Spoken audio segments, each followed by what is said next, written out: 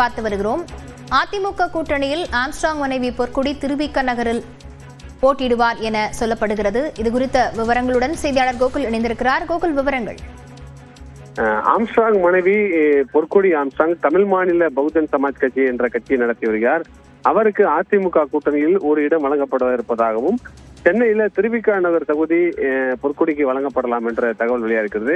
பொற்கொடியே அந்த தொகுதியில போட்டியிடுவார் என்ற தகவல் வெளியாகிறது. நேற்றைய தினம் அதிமுக பொதுச் எடப்பாடி பழனிசாமியை அவருடைய இல்லத்துல பொற்கொடி சந்தித்து பேசி வந்த நிலையில அவருக்கு ஒரு இடம் வழங்கப்பட இருப்பதாகவும், அவர் சென்னையில திருவிக நகர் தொகுதியில இந்த முறை போட்டியிட இருப்பதாகவும் தற்போதைய தகவலா இருக்கிறது.